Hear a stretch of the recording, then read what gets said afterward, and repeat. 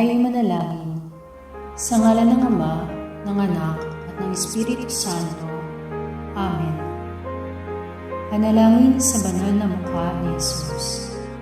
Banal na mukha ni Jesus, ikaw ang aming kagalakan. Banal na mukha ni Jesus, ikaw ang aming kalakasan. Banal na mukha ni Jesus, ikaw ang aming kalusugan. Banal na mukha ni Jesus, ikaw ang aming katapangan. Banal na mukha ni Jesus, ikaw ang aming karunungan. Banal na mukha ni Jesus, presensya ng Diyos Ama, ipagkaloob mo ang mga biyayang kailangan namin. Banal na mukha ni Jesus, salamin ng iyong mapagmahal na puso, tulungan mo kaming maging tulad mo. Banal na mukha ni Jesus, kaloob ng banal na Espiritu Santo, ipakita mo sa amin ang iyong pag-ibig. Banal na mukha ni Jesus, labis ang kalungkutan, ipagkaloob mo ang aming kahilingan sa pamagitan ng iyong biyaya. Amen. Sa ngalan ng Ama, ng Anak, at ng Espiritu Santo. Amen.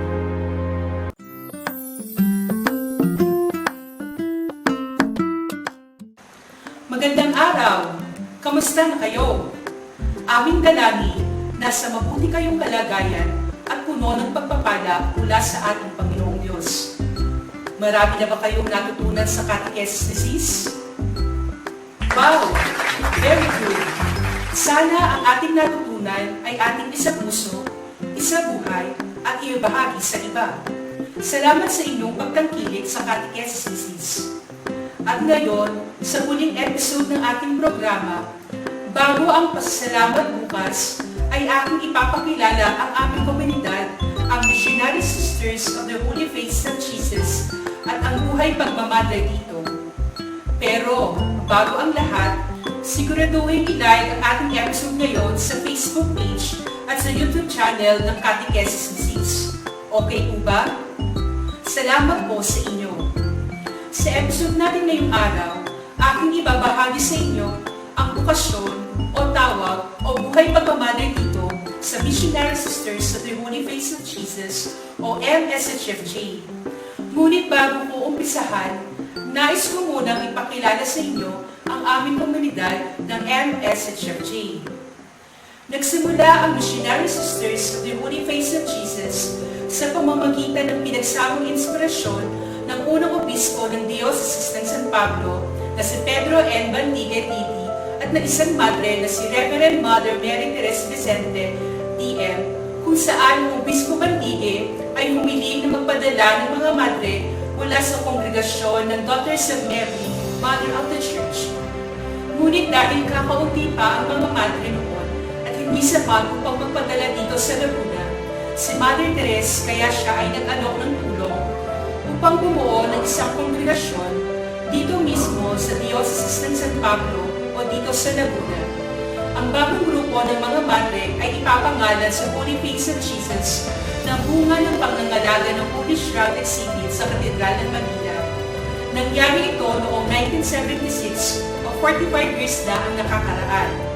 Ang isa sa nilalayo ng pagkakatatag ng komunidad na ito ay patuloy na parangalan ang banal na mukha ni Jesus at ipakilala ito bilang isang debosyon. Kailan nga ba itinatag ang Missionary Sisters of the Holy Face of Jesus? Itinatag ito noong June 29, 1977 sa pistahan ni San Pedro at San Pablo sa Santa Cruz, Laguna, sa simbahan o parokya ng Immaculadong Concepcion. Dahil may idea na kayo kung paano kami naitatag, ay maaari na nating pag-usapan kung paano nga ba maging bahagi ng komunidad ng Missionary Sisters of the Holy Face of Jesus. In short, paano magmadre? Excited na ba kayo? Pero bago ito, alamin muna natin saan ba nanggaling ang salitang vocation o bokasyon sa Tagalog. Ang salitang vocation ay mula sa salitang Latin na vocare na ang ibig sabihin ay to call o pagtawag. Ngunit sa pagtawag na ito, mayroong tinawag sa iba't ibang okupasyon tulad ng guro, doktor, nurse, ininyero, at marami pang iba. Ngunit mayroon pang mas malalim na pagtawag. Ito yung tinatawag na divine call from God. Tayong lahat ay tinatawag sa kabanalan at ito ang pangunahing tawag sa atin ng Diyos. Ngunit may iba't ibang paraan upang maging banal o iba't ibang estado ng buhay na magpapabanal sa atin sa pamamagitan ng pagmamahal at paglilingkod sa Diyos, sa simbahan at sa kapwa, depende sa kung saang buhay tayo tinatawag ng Diyos. Ang bukasyon ay may tatlong uri. Una, bukasyon sa pag-aasawa o married life. Pangalawa, bukasyon sa pagiging single o walang asawa o single blessedness. At ang pangatlo, bukasyon sa pagpapari o sa buhay religyoso at religyosa o religious life. Isang taimtim na pananalangin ang kailangan upang alamin kung saan ang uri ng bukasyon ka tinatawag ng Diyos. Tulad ng pagtawag sa cellphone, kapag kilala at close kayo ng tumatawag, agad-agad ang pagsagot sa tawag. Ngunit kung hindi ka kilala at nagdududa, sasagutin ba natin ito o hindi? Kung lagi tayong nagdadasal, ay mas madali natin makikilala ang Diyos na tumatawag, kaya madali sa atin ang pagsagot. Ngunit kung hindi naman tayo nagdadasal, ay mahihirapan tayong malaman kung ano ang kalooban ng Diyos para sa atin. Ngayon ay bibigyan pansin o diin ko ang bukasyon sa pagmamadre o nasa buhay religyosa na katulad ko. Bagamat pantay-pantay at pare-parehong importante ang bukasyon ng pag-aasawa, pagmamadre o pagiging single sa mga babae upang maglingkod sa Diyos at kapwa, ay kakaunti ang impormasyon kung ano nga ba ang buhay pagmamadre. Dahil karamihan naman sa atin ay lumaking kasama ang mga magulang, ang impormasyon tungkol sa pag-aasawa ay laging nariyan, ngunit kakaunti ang mayroong direktang ugnayan sa mga madre at natatanungan tungkol sa buhay nito. Kaya ito ang aking ibabahagi ngayon. Ano nga ba ang layunin ng buhay religyosa o ng komunidad ng Missionary Sisters of the Holy Face of Jesus? Ang pangunahing layunin ng buhay pagmamadre ay maging danda ng kaharian ng Diyos at salamin ng kanyang pagmamahal. Dahil ang mga madre ay hindi nag-aasawa, sinasabuhay na namin ang buhay sa langit dito pa lang sa lupa. Sabi nga ni Jesus sa Biblia, sa pagkabuhay na magmuli, ang tao ay hindi na nag-aasawa, katulad ng mga anghel sa langit. Ngunit ang ganitong kalalagayan ay para lamang doon sa mga makatatanggap nito, dahil hindi nga madali at hindi natural ang hindi mag-aasawa at ginagawa ito alang-alang sa pagpapalaganap ng paghahari ng Diyos. Tulad ng halimbawa ni Jesus na wala ng asawa. Ang mga madre ay may community life o namumuhay na magkakasama at nagkakaisa kahit hindi magkakadugo. Ngunit itinuturi ng bawat isa na kapatid, kaya nga sister ang tawag sa bawat isa. Ito ay katulad ng komunidad na binuo ni Jesus noong siya ay nandito pa sa lupa. Ngunit ito rin ay nagpapaalaala ng buhay sa kalangitan kung saan lahat tayo ay anumang kulay, paniniwala, edad, katatayuan sa buhay o iniisip nating pagkakaiba-iba ay hindi magiging hadlang upang mabuhay na magkakasama at nagmamahalan. Ang sentro ng buhay ng mga madre ay pananalangin o pagsamba sa Diyos at paglingkod sa kapwa. At ito ang araw-araw nating gagawin sa langit, ang mahalin ang Diyos at kapwa. Kaya nga, dito pa lang sa lupa ay marami ng practice kaming mga madre at pati kayo na naturuan namin dito sa catechesis. Tandaan niyo ba? Ito ang dalawang pinakamahalagang utos at ito ay hindi na magiging utos na parang pabigat pagdating sa langit, kundi utos na nakatatak sa ating mga puso at ginagawa ng pusa at may kaligayahan. Sa puso ng simbahan, ang komunidad ng Missionary Sisters of the Holy Face of Jesus ay sinasamba at ipinakikilala ang banal na mukha ni Jesus. Kaya sa lahat ng aralin ay dinadasal natin ang panalangin sa banal na mukha ni Jesus at tatlong aralin ang inilaan tungkol sa mensahe, panalangin at mga santo ng devosyong ito. Ito ang pintuan natin sa langit. Ang pagninilay sa banal na mukha ni Jesus dito sa lupa ay paghahanda sa ating gagawin ng habang buhay sa langit. Gayon din, ang pagkilala sa banal na mukha ni Jesus at particular namin ginagawa sa pamamagitan ng pagtulad kay Maria bilang pagbabayad sala. Mas malinaw pa ito sa aming mga gawain ng paghihikayat sa tao na mapalapit sa pag-ibig ng Diyos sa pamamagitan ng pananalangin, pagsamba sa Santisimo Sakramento, pagpapalaganap ng debosyon sa banal na mukha ni Jesus, catechesis, kaya may ganito kaming programa, paghuhubog sa mga bata, kabataan at nakakatanda, pagtulong sa gawaing pastoral ng simbahan, at iba pang mga paraan na makakatulong sa simbahan upang mas maraming tao ang mapalapit sa Diyos.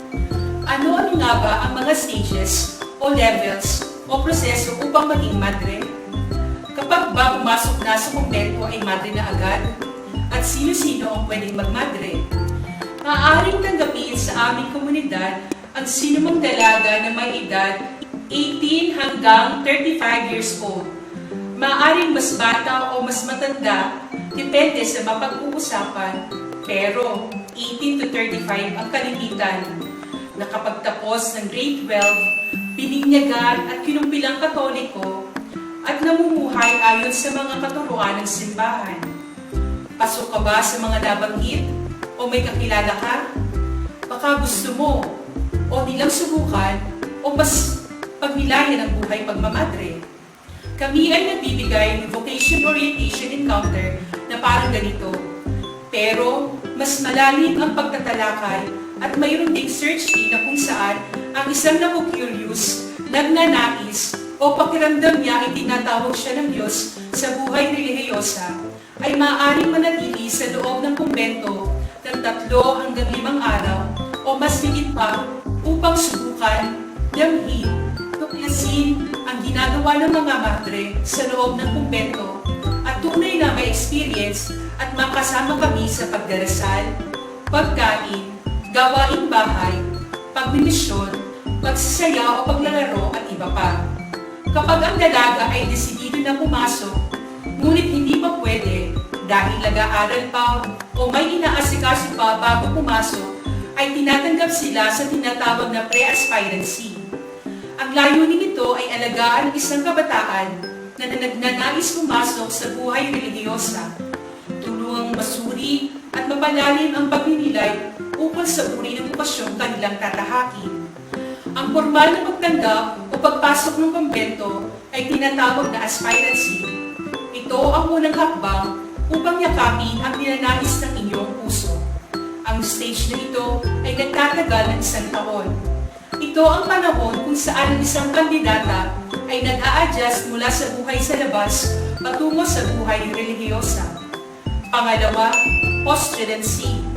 Sa estadong ito, ang kandidata ay binibigyan ng pagkakataon na palubuin ang kanyang sarili na naaayon sa buhay ng Missionary Sisters of the Holy Face of Jesus.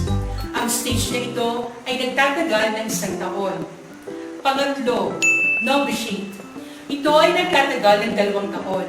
Sa unang taon, siya ay nasa pangangalaga ng isang novice directress upang pag-aralan ang mga batas at kaugalian ng komunidad at mahubog sa pananalangin. Ang nobisyadang nasa 2 taon naman ay ipinapadala sa iba't ibang komunidad ng mga madre upang maranasan ang pagmimisyon. Pang-apat, juniorate. Ang unang hakbang tungo sa panghabang buhay na pagtatalaga ng sarili sa Diyos at sa simbahan. Sa estado na ito, tunay na nagiging madre ang isang dalaga sa pamamagitan ng pagtatalaga ng sarili sa buhay karokhaan o poverty, obedience o kasununod, chastity o palinisan, at ika-4 na pangako ang kasigasigan sa pagmimisyon o missionary zeal. Lahat ng aspeto ng buhay ng madre at ng komunidad ng Missionary Sisters of the Holy Face of Jesus ay inaako at isinasabuhay. Bagamat ang pangako ay kailangang panibaguhin kada 1 taon sa loob ng 3 o hanggang 9 na taon. Ang huling stage ng paghuhubog ay ang paghabang buhay na paghuhubog o ongoing formation para sa mga nagtalaga ng habang buhay sa pagiging madre o hindi na kailangang panibaguhin ang mga pangako kada 1 taon dahil perpetually professed na. Sa madaling paghahalik tulad ay kasal na kay Kristo. Tulad ng pag-aasawa at pagiging single habang buhay, ang buhay ng mga madre ay magkahalong saya, lungkot, tiis, hirap, kaligayahan, tagumpay at iba-iba pa. Ngunit ang biyaya ng Diyos ay laging nag-uumapaw sa anumang estado ng buhay ang ating piliin. Sa pananalangin na ito ay pagtugon sa Diyos ang makakapagpabanal sa atin. Ako, bilang isang miyembro ng komunidad na ito, ano nga ba ang nagustuhan ko upang maging miyembro ng Missionary Sisters of the Holy Face of Jesus?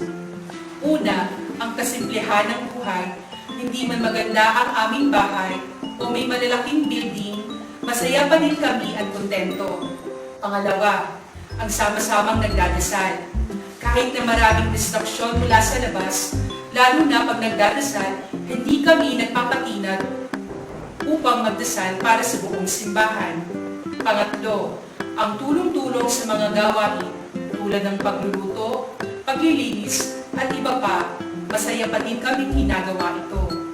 Pang-apat, ang sama-sama at masaya na naglalaro kapag may sports fest, recreation tuwing linggo na nagkakantahan, film viewing at iba pa. Pang-lima, pagtuturo sa mga bata ng katekismo. Pang-anim, ang colloquy or individual conferences, lalo na kapag ang isang madre ay may pinagdadaanan hira o problema. Ito ay malayong tinatanggap ng mga spiritual directors o ng mga madre na handang makinig sa problema para maibsan ang dinadalang hirap sa aming mga kalooban. Kahit na hindi perpektong komunidad, tulad ng kasabihan sa Ingles na nobody's perfect, na doon pa din ang pagiging mababa at masayang pagsasabuhay ng mga ito. Dahil na diyan ng Diyos upang gawing perpekto ang lahat. Sa kabila ng aming mga kahinaan, nandoon pa din ang pagsisikap na maging mababa ang loob na katulad niya at ang mapalaganap ng kanyang banal na mukha. At nawa ang mga ito ay mabalaag sa aming mukha. Mukha ni Jesus na sa kabila ng kanyang paghihirap, nandoon pa din ang mukhang mapagmahal at mapagpatawad. Binatutunan ba kayo sa aking ibinahagi? Bilang pagtatapos sa ating episode, ako ay nag-iiwan ng isang habilin sa inyo. Nawa kaming mga nasa buhay relihiyosa ay inyong ipagdasal. At gayon din, isama ninyo sa inyong araw-araw na pananalangin ang ating Santo Papa, mga obispo, mga pari, ang mga magpapari, ang mga nasa buhay relihiyoso. Ipagdasal niyo po ang paglago ng bukasyon sa buhay relihiyosa. At nawa kami mga naglilingkod sa Diyos, sa simbahan at sa inyo ay magkaroon ng kalakasan at maging mababa ang loob sa paglilingkod. Naway maging modelo o humaran kami ng kabutihan katulad ni Jesus at maipagpatuloy ang kanyang iniwanang misyon dito sa mundo. Muli, mga bata, salamat sa 4 na buwang pagsama sa amin na mag-aral, magdasal at magmahal. Naway maibahagi ninyo ang lahat ninyong natutunan. Ito na ang ating huling aralin at bukas ay mayroong kaming episode bilang munting pasasalamat sa inyong lahat. Ang pagpapala ng Diyos ay laging manatili sa ating lahat.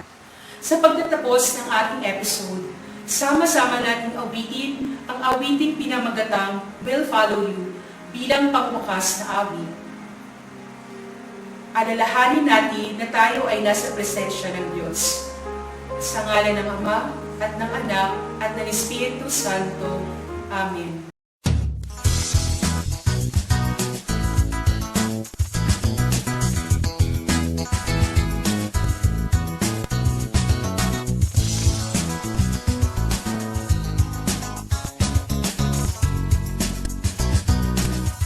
We are in the world, but not of the world. We are here, we belong to you. We have seen and heard, we have known and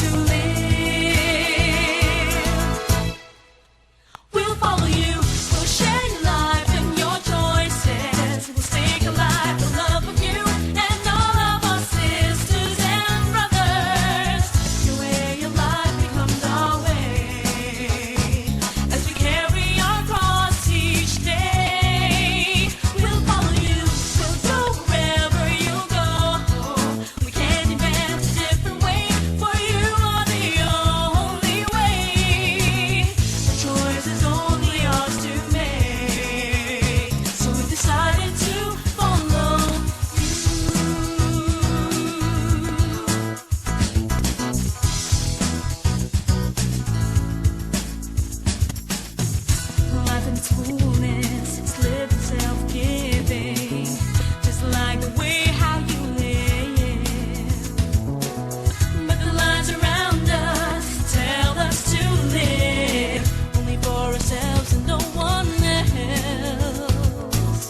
Now choose to make the best of our freedom, and so to you we come. Dying, one starts living. Vision is the way how to live. We'll follow you, we'll share your love in your choices. Let's take a life for love of you and all of our sisters and brothers. Your way of life becomes our way as we carry our cross each day. We'll follow you, we'll go wherever you go. We can't invent a different way. You are the only way. The choice is only yours to make. So we decided to follow you. You're the one who loved us first. You chose to suffer in our place. Now unafraid because of you, we're here to follow you. We'll follow you. We'll share your love and your choices. Let's take a life for love of you and all of our sisters and brothers. Your way of life becomes our way as we carry our cross each day. We'll follow you. We'll go wherever you go. We can't invent a different way. For you are the only way. The choice is only yours to make. So we decided to follow you.